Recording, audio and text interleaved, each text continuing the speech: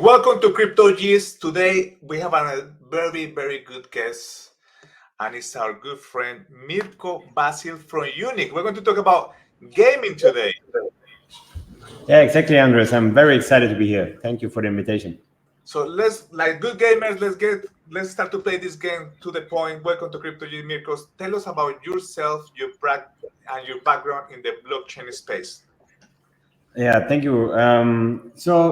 Yeah, as a gamer, of course, I think it's you have roots in, or many crypto people have roots in gaming. Because like we already been the first people who trading like crypto digital assets in Diablo, or like playing games and you purchase stuff. So it was a big inspiration for me, especially Diablo 4. Like the game, they had a ring in the game called Stone of Jordan, and it became the currency of the game, and it's just virtual, and it was like what I don't know, 20 years ago. So that was already exciting that time. And then ever since I've been fascinated about crypto and the possibilities, especially then when NFTs came out, and I believe it was 2020, right before the bull run. There was a game called Axie Infinity, and I started to play and get interest in these NFTs. Well, it's super interesting because you've been able to give them to user. They can play with it. They actually have a more meaningful presence now, because there is a dollar sign behind, and not just like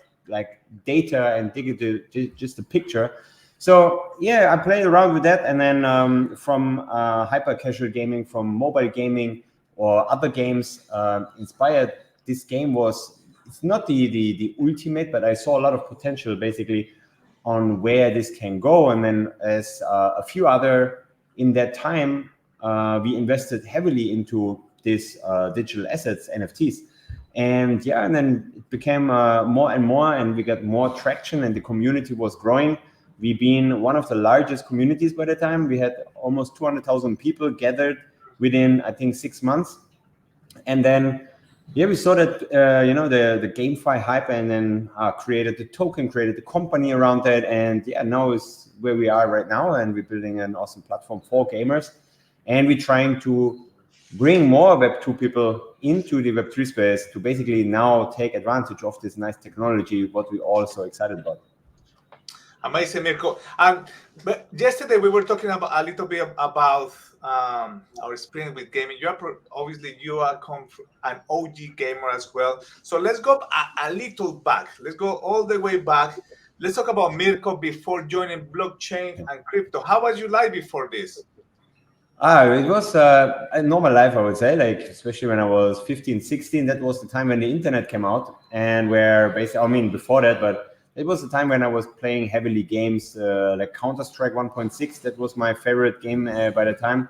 I was a programmer. But that time, actually, esport not even existed. I was in a tournament for mouse sports, and my reward was a keyboard and a mouse pad. So there was nothing to get by the time. But still, ever since, playing games was part of my life, like World of Warcraft, Counter-Strike, StarCraft, a lot of the Blizzard titles, Diablo, as I mentioned. Yeah, and then, of course, I had to work, because at that time, crypto was not there, and, I couldn't make a living with gaming. It was too early. So then, made the corporate job, being very, just out of gaming, really, like nothing gaming related. But yeah, so this is basically sort of the career. But ever since, gaming is a very big part. And yeah, any specific questions about my gaming background? We probably get that. I'm sure a lot of people from the Unix community will love to learn more about this, because obviously, as a gamer now into crypto, there's a lot to learn from you. But okay, you already answered this question, but I want to emphasize more. You've been in the gaming space for the longest, yeah? We just realized this. From Yaga games to Unix games. Tell us a little about both experiences. Like, what made you the move to start Unix, like to go full throttle into Unix? I mean, there's already, you have background from mobile gaming, and understand basically what is the needs from games, or how to basically help them to get into Web3, because the profit margins in mobile gaming is very tight, very limited. It's all about numbers. You need to buy user, And it's all about like, you not really build games. What could be a good genre? It's more about, hey, this game is addictive. It's sticky. We call it stickiness. So basically, it keeps people in the game. You watch the ads. You purchase stuff in game. This is what the games are designed for, and this is all not you not find it out by basically playing the game. No, you watch it as a developer. You watch at let's say Apptopia. You check your numbers, and then you say, hey, this game we publish more and we put more money into marketing, and then pushing it out there. This is basically the normal Web2 space. If it's PC game or if it's mobile gaming, it's very, very tight. And so this was also one reason why we go into Unix gaming, because we basically saw these problems, like that, mobile developer, it's like really like there is no much like profit margin. The studios are looking really to outsource this in India, in Pakistan, Indonesia, where I'm based. And so it's really like a race. And I believe that or we saw then that Web3 or in general assets will have a way new, will basically open up a new chapter in that market. Similar to free-to-play, that people couldn't believe that free-to-play is working, but it was working, So, and then for everything, there's a new era or a new chapter. And so what we did, beside the community, what we built, because community was very important for our success, of course, to go to show off on the market, right? But we basically, with our expertise in the mobile gaming space, we built out an SDK for mobile games, what is basically turning these, you can turn an existing games on the App Store into Web3 just by now the in-game items are an NFT. And then you see that people actually interacting with these items, you can use them as a new reward.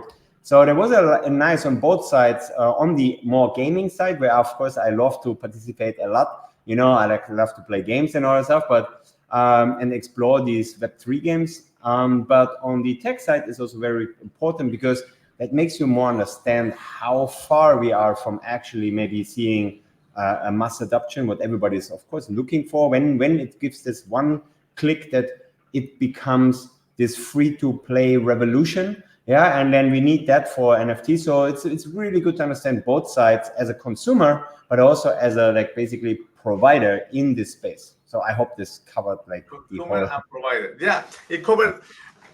It covered very well. Now, you mentioned 200,000 people in 6 months, which is amazing. So Unix is often referred as one of the top 5 gaming guilds. Tell us, what do you think is the strongest part about a gaming guild? Because everybody loves this part. Yeah. So I mean, guilds are, if you think like that, yeah, and as we speak also with you privately, we all gamer, right? And what you usually have, I mean, there's solo games, of course, but usually, especially World of Warcraft, I think there where guilds became something important, but also in clans. In Counter-Strike, you had a clan, you had 5, 6, 7 people. In World of Warcraft, it was 40, 60, 200 or 200 people, So, and they think about World of Warcraft, for example. I hope everybody can refer to it. It's basically, there's different jobs, right? So as a character, you could only took on 2 jobs. So, but there was more jobs than to do. So someone has have to mining, someone is harvesting, someone is doing crafting, So, and then basically you're exchanging skills.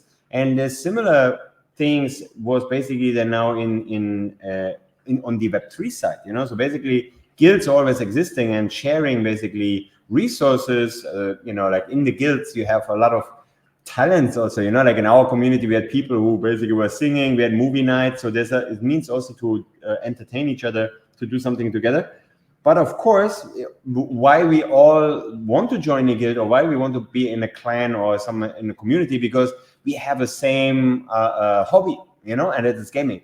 And if this helps, and then we saw basically that Web3, and we then later Unix, we had, of course, we had a larger portfolio. So, and we've been able actually to provide these in-game NFTs and sharing that with the community, and people can explore new games. And that time, there was the play to earn model. So there was people who basically could earn with these NFTs. it was very interesting. But again, I think you know that, especially in crypto, we ever since live from community. So community is very important, especially running 200,000 people is also challenging, but it was very fun. And, especially in the highest times of, or in the bull market, there was more activities. But yeah, it's a core centerpiece, I would say, of gaming in general. And once you have a strong community, you can build anything. Don't have to be you can really you have the whole support. Mirko, something that came to my mind talking about community and gaming guilds, probably the new generation, they don't understand this, but before it was very difficult to build a community or a gaming guild because there was no internet. There was no internet before in Latin America. And that's why, for example, going back a little bit, for example, Axie Infinity and all these gamings in 2 years ago, the way they explore in Latin and Philippines and all of these countries is because we don't have access to the main consoles or to the main games because it's too expensive. So to put a concept, when I was little, right, I was the only one that had Super Nintendo and Nintendo in my neighborhood, and I used to invite all my friends to play and my cousins. It was no, I was privileged back then. And then when the PlayStation 1 came, it was way too expensive to buy. We couldn't afford it. So we used to have in Colombia this business that they used to buy like 6, 8, 10 consoles, and people used to go there and just play Nintendo, Sega, whatever. And now going back like let's say 20 years ago when I was at uni, I remember, probably you remember this as well. Even though we had back then, I used to have my PlayStation and I used to have my computer to play. We used to go with my colleagues from uni again to these gaming hubs near to uni. I remember they were like 10 or 20 computers, and we used to play Counter-Strike after uni because we were computer geeks, nerds. But that was the first part that I understood about community guild and gaming guild. There was nothing like we have now. It was special. It was special that time. Meet up with friends, go in the internet cafe, playing Counter Strike or whatever. It's always like, oh, guys, today. And I remember also myself when I was like, we meet at friends' house for LAN parties, like me and LAN parties. five, 6 friends. And we didn't sleep for so let's say after school, right? So Friday after school, we go there, we bring our big monitor, our tower, like everything there, and then connecting everything. It takes a few hours. The tech wasn't really good at the time. And then playing really like from Friday until Sunday morning. And even when you have school holidays, you're playing like 5, 6 days, no sleep, And it was super good times there. And you're right. This is like it was really like even there was no mobile phones, everything. So if you want to call someone, you need to remember his phone number. Call maybe mama, pick up. This is all was very different. Yeah. So, but this is good to talk about this because that also gives the sentiment to Unix community and also for everybody that wants to join any guild game. Like now is worldwide. Now we have these massive tournaments. We have professional e-gamers. I have somebody in my family, she's professional e-gamer. My son wants to be a professional e-gamer. So this is amazing. But now let's talk about own platform. Yeah. So tell us a little bit about the own platform. Where did all begin and what's coming up next? Yeah, thank you for asking that. So owned is basically, as the name said, it's a gamer name. You own someone while you were playing, and we really. So what we see, of course, there is the Web3 side of the gaming side at the moment, whereas basically people have maybe larger portfolios or maybe have the money to buy these in-game assets. But I think truly that the rest of the gamers, the millions of gamers out there, billions of gamers actually, is one of its biggest industry. This is what we target. Yeah. So and the platform is basically really the only focus of the platform. First of all, is the user onboarding, user journey, or let's say user acquisition also from Web 2 to Web 3. Yeah. And we do that basically by first of all, we get the best games there, but we go through that a bit later. But the onboarding part is the bottleneck of the adoption. Yeah. And basically with Owned, we made it super simple. You go on the website. At the moment, it's not live yet, so you can pre-register.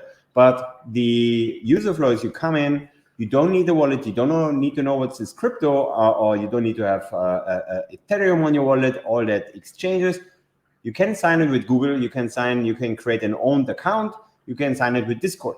Yeah, so this is already the first step. Gamer know that. Yeah, every mobile app you have, you can sign with Google, Apple, whatever. And this is a natural. People know that. They're used to do that. Then you come to the web page, and basically, there is already blockchains out there with zero gas. So basically, you can actually, you don't need have gas fees on your, any sort of funds on your wallet to make a transaction. It's already we're in a technology state, and sometimes interesting also to see that the game studios don't know these things. So they see that it's all so complicated, so difficult. No, technology is evolving and very fast, especially in gaming. So the user don't need to spend money, first of all. Yeah, so he can actually go on our platform, find them the games, create his own account, find new people within the community.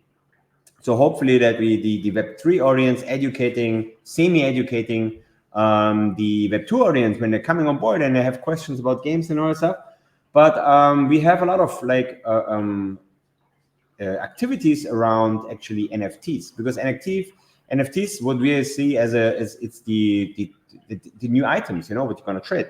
So basically, people can earn NFTs without even spending money, and they can, because they're doing challenges in the game or they're playing these games, and then they're getting the first NFT in a quest, what we basically provide them. And then they have that in the inventory. First time they see that, similar when you play, for example, Counter-Strike, and then you open your box and you have a skin. And there's also a marketplace on that. You can go to Valve, you can upload and can sell your skin, but the value proposition is very different. It's it's 1 cent or something like that. But here, this is it's real on you're the owner of that one item, and you can put it on a marketplace for sale, or you trade it with other user base. Maybe you want to have a different color of this whatever helmet or whatever, and then you can start and trade in exchange. So there's the focus of owned. And of course we in close collaboration with a lot of games, because we know that it's just not enough. Hey, look, here's a platform.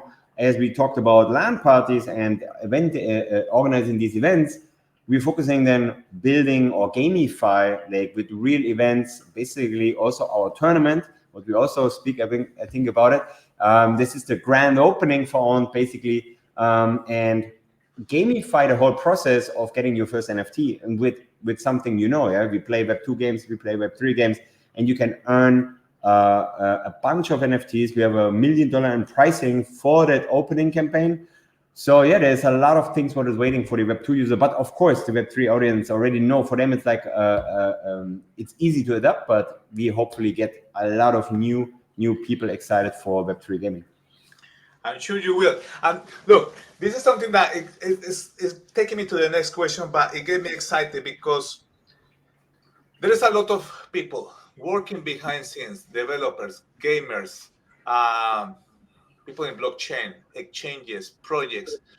Gaming, we still not get there yet, right? So we have the bull run of Gamify 2 years ago. All these games were amazing. You just give the industry a good name of gaming and crypto and blockchain. However, the proper gaming, the Web2 gamers, they are not convinced yet. But that's why I can see Uni has that potential, because it was trying the previous project, they were trying to not to fight but compete with Web2 games, which is impossible, right? Because Web2 games, as you say, you don't need MetaMask, you don't need you don't need tokens, you just download a game and start to play, and you don't have to spend $10-20 in a skin. However, that's what Web3 proposed. And you propose with own. Everybody owns the digital assets. I don't know how much I spent already in the skins for my son in Fortnite, but since I spoke to you guys, it got me excited. Why? Because there's no competition anymore. This is co-petition, right? It's collaboration with the competitors. I mean Web2. I never seen this with other companies. You're trying to bring all these Web2 gamers into Web3 kind of web 2.5, which is a lot of them out there, including myself, including my son. He doesn't want to learn what is MetaMask right now. He doesn't care. He just wants to jump in the Fortnite map and try to build and get number one, right? So now that will take me to the next question. That was an overview. So, and obviously, I would love to know your opinion about what you just say. So, um, what is that like? Those partnership that currently you're working right now, like because I believe you have excellent both development and community engagement. But who are you partner right now for the tournament that you just mentioned?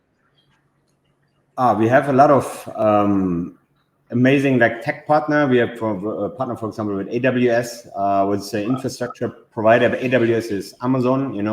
It's a separate company. We're working with people like the like companies also who have a crypto wallet. To want to make it easier. For example, MetaMask. There is this is one of the largest wallets for Web3, but it's not yet the gaming wallet. So there's a lot of work to be done on that side.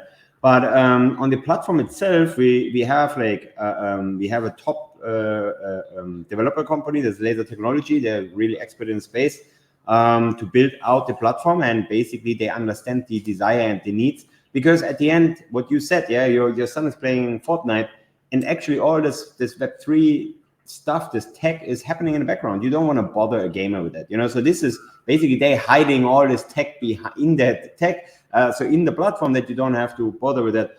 But the most important is that all the large games is basically the Web3 games are happily collaborating, because it's so important to bring the games to the user and showcase basically the accessibility. Because it's at the moment it's still or if you ask me what is a good Web3 game, I mean, at the end any Web3 game can be good if it's playable and the user is reacting on the game.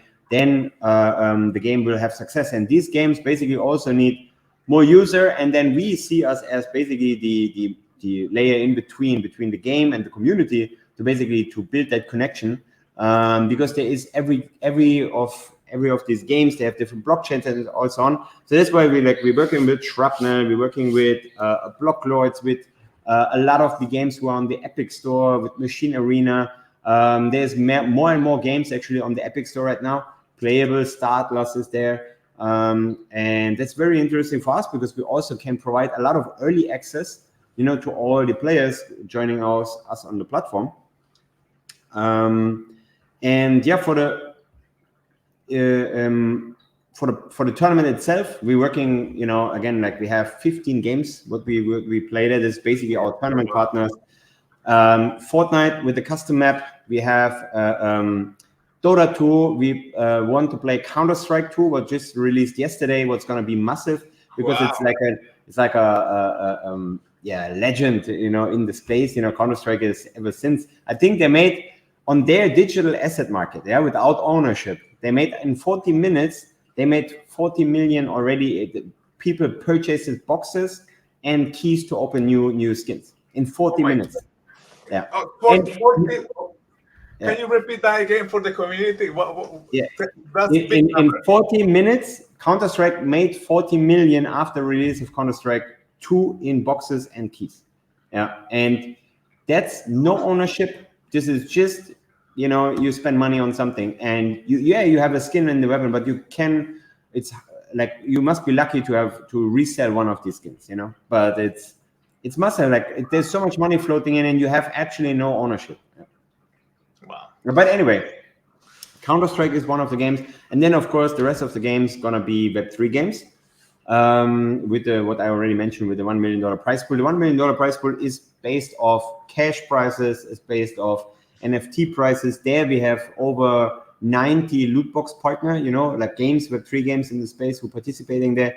Yes, it's going to be very, very interesting to get all these users in, to give them all this, and you don't need to pay anything, and that's a good thing, because also for the onboarding, I think is very important, similar to free to play. If we put a price tag beside an NFT and say, hey, Web2 user, buy that NFT now, They anyway don't like, as you know, yeah, they don't like really NFT yet. They hate that one. Yeah. There was a big scandal with this creator league where they stepped back all the creators. They had it hide it in the contract, and the whole creator league is finished.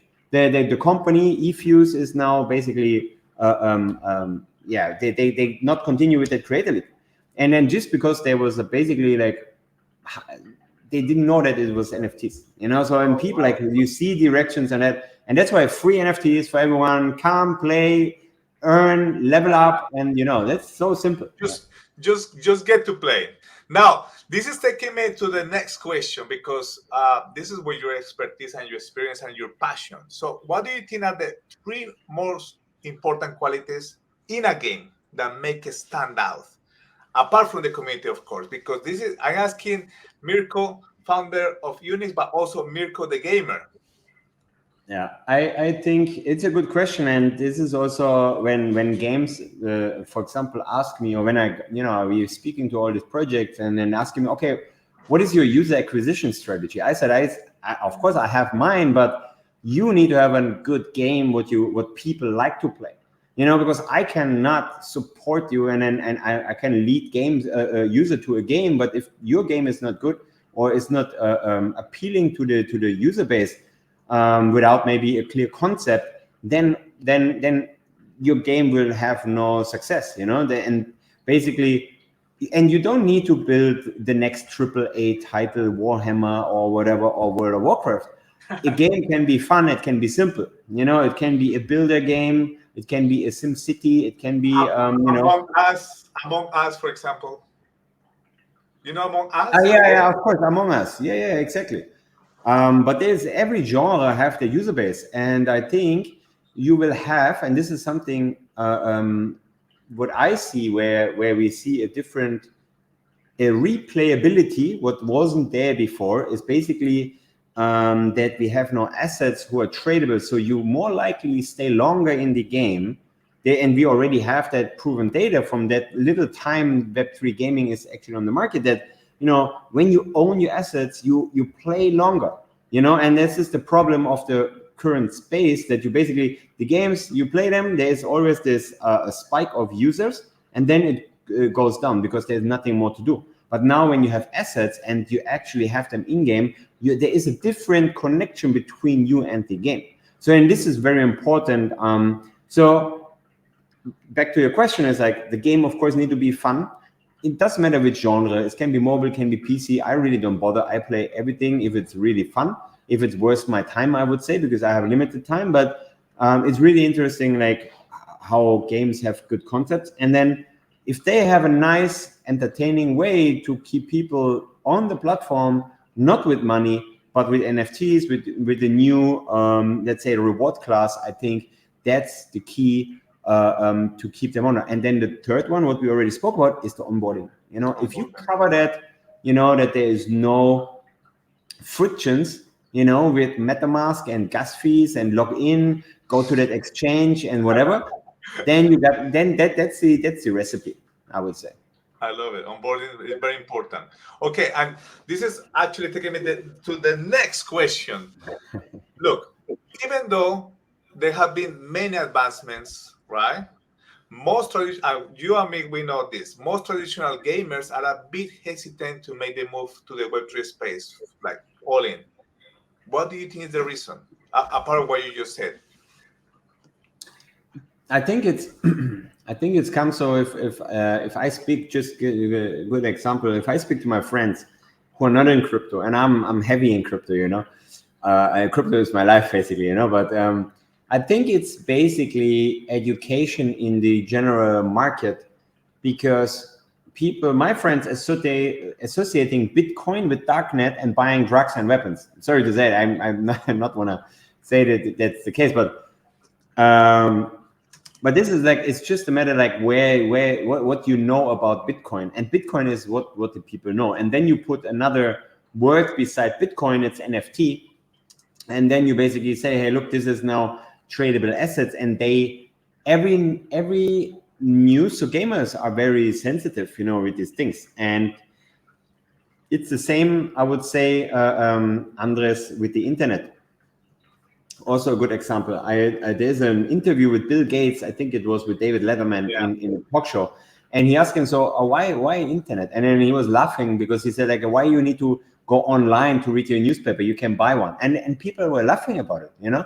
And then internet is the biggest thing ever. You know, do you get like this important? And this is gonna be. It's just like a one moment, and then if you make it so simple and you don't even know the tech. And I believe now, for example, in the gaming space, we talk about which blockchain is this game on?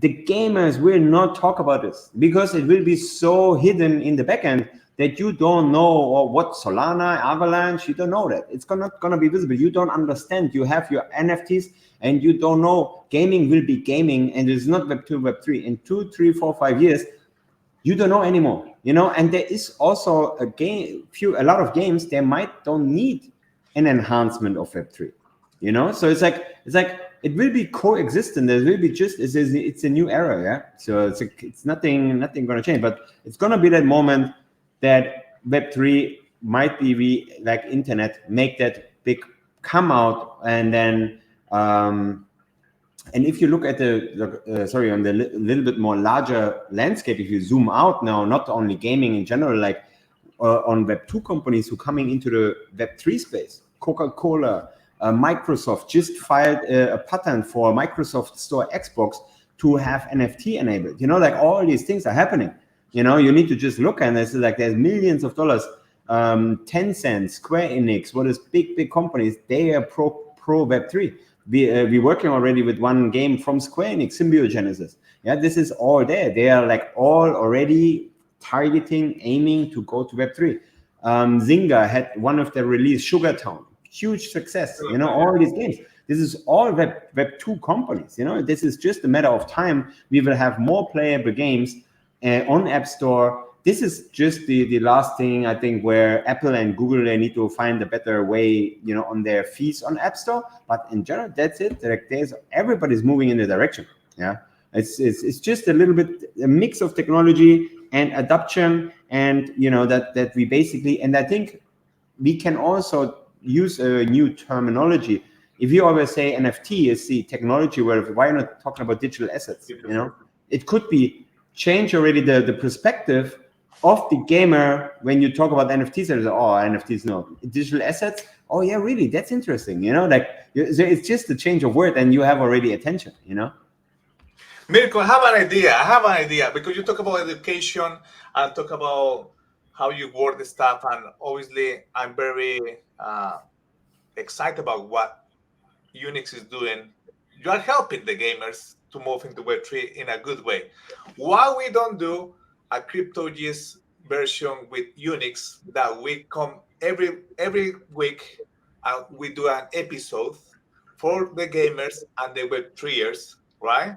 We put it on the different platforms that we have. We can go on YouTube, Binance Live, Spotify, but then we do this analysis. Like, look, everybody's probably watching this or listening to this, and I'm getting pumped on fire listening to your experience from your personal background as a gamer, developing this amazing platform, Unix and Own, to bring more Web2. You're into something. So I would like to ask you from the CryptoGist team, me and the whole team, if you guys want to come and use our platform so we educate all these gamers to come. I would love it.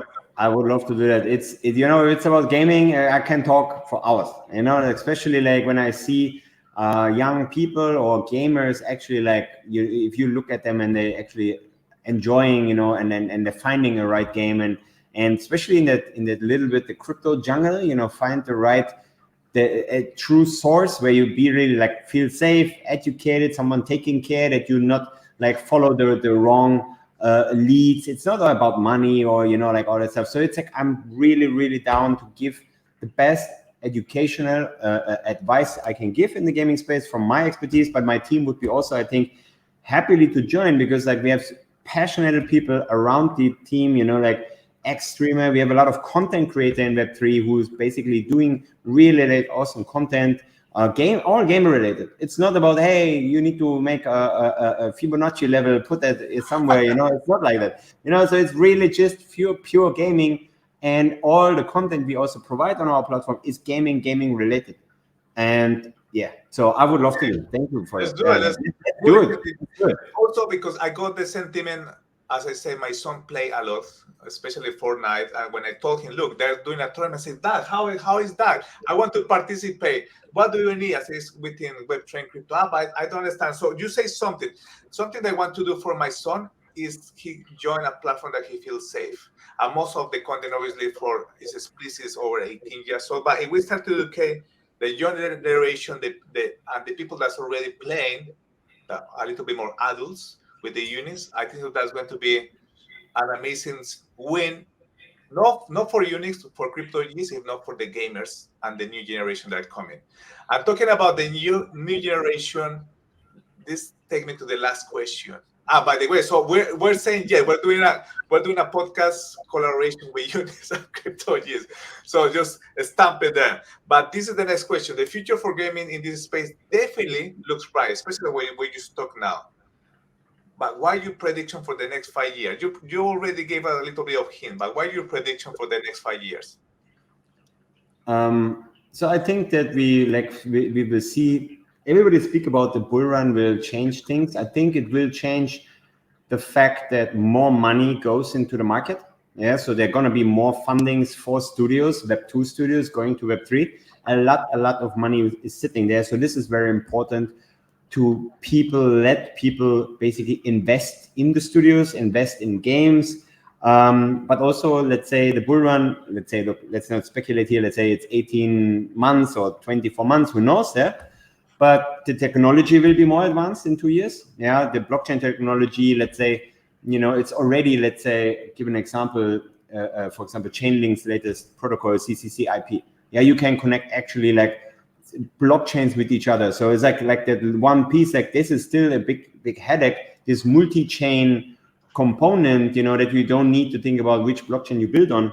So, but anyway, technology, in 2 years we are more advanced, then the money is floating in. Yeah, so there will be a lot of money going into the studios. And then usually, because once you get that money, then you start building. So a good game, and then talk about, let's say, not a Diablo 4, what took like 15 years, not like that. But a good game at least needs good 2 to 3 years to develop. Wow. If it's hyper casual, you can also build faster. It's maybe 1 year, depends on how complex is your game and which category, how much money you put in. But that's why I'm saying 5 years, it's time still to build, but they're gonna be the current wave of games will come out soon, hopefully closer to the bull run. But after the money is deployed, and then another good 2 years until we have a lot Web3 games, and I believe then it's the time when that all happened in sort of that time frame, where then really gaming takes to a new level, and there are gonna be new innovations. And free to play is for sure still one of the big ones. Mobile gaming will be advanced, like I see people playing high-end games, connecting their phone with the control with a controller and playing on a TV. Yeah. This is another level of technology also, that you actually can do so much with your phone, and you don't need a PC. What you said, like you couldn't afford maybe this and that, but like people think about also like countries where, like for example Nigeria, where Bitcoin is like the number one transaction tool. Like it's like the adoption is there, and even with not even a smartphone you can transact. So there's gonna be all these factors gonna be tying into, and then that's why I think better phones, what include technology in 2 years, blockchain technology, but phone technology. Then of course the money comes in, and then building good games. That's it. What I see in the next 5 years, and then of course I could go more in detail, more on economic sides and all that stuff. But I stop here right now. So. But anyway, we will have the sessions every week with Unix and crypto that we will explore more of this. And by the way, guys, if you want to find out where are we going to be, and just to make sure you're in the right place, go and join the announcements that Unix game and crypto OGs are going to make. So just to make sure you are in the right place, this is the right place. Yes, Mirko, go Yeah, Unix. Unix Gaming is of course like, let's say, the company, and then there you see the first post is from Owned, and that's basically Owned is the platform what you should pre-register for, where you get all the free NFTs, where you get all the information about the tournament, and you can, if you scroll down there, you already see some content of some of our content creator, like beautiful gameplay, what they do, and we have a lot of people where you can actually like follow and already explore while you're waiting for a big tournament. You can see already like games what actually playable, and they're all Web3, and they actually don't hurt. So check it out, and yeah, stay tuned on this. And then I'm so excited that we do that now on a regular, and yeah, hopefully you and me, we can start finally playing games. Like that Finally, would I be have very. excuse to play games now. The missile doesn't get crossed, and I can play with the son. So I'm excited about this. Mirko, thank you so much for being the show. It has been a pleasure to have you and to bring all the wisdom.